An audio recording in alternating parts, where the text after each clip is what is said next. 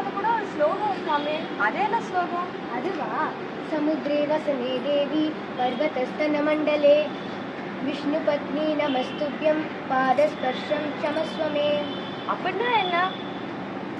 அந்த ஸ்லோகத்தை தூங்கி எழுந்தேனே நம்ம பூமியை தொட்டு கல்லை ஒத்தின்னு சொல்லக்கூடிய ஸ்லோகம். எதுக்காக சொல்கிறோம்னா, நம்ம ஃபார் எக்ஸாம்பிள் ஸ்கூல்லேருந்து நீங்கள் வெளில வருது, டெய்லி ஒரு கேஜி குழந்தை, கேஜியில் படிக்கிற குழந்தை உங்களை பார்த்து ஸ்மைல் பண்ணுறான்.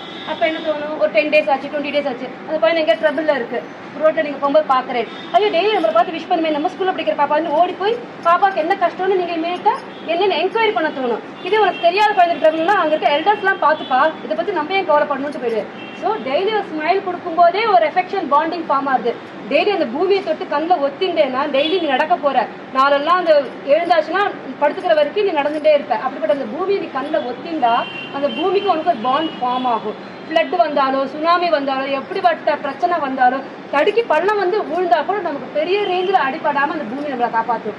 எல்லாருக்குமே உயிர் இருக்குது. அந்த பூமியோட நம்ம பாண்டிங் கிரியேட் பண்ணிக்கிறதுக்காக தான் தூங்கி எழுந்தேன்னு அப்படி கண்ணை தொட்டு இப்படி சொல்லிக்கிறோம். எப்படி தூங்கி எழுந்து கண்ணை தொட்டுட்டு அடுத்து கை எப்படி பார்க்குறோம்? ஒவ்வொன்றுத்துக்கும் காரணம் இருக்குது. அதே போல் நம்மளை சுற்றி எல்லாமே பாசிட்டிவ் வைப்ஸாக இருக்கணும், எல்லாரோடையும் நமக்கு பாண்டிங் கிரியேட் ஆகணுங்கிறதுக்காக தான் எதை பார்த்தாலும் அதோட நம்ம ரிலேஷன்ஷிப் ஃபார்ம் பண்ணிக்கிறோம்.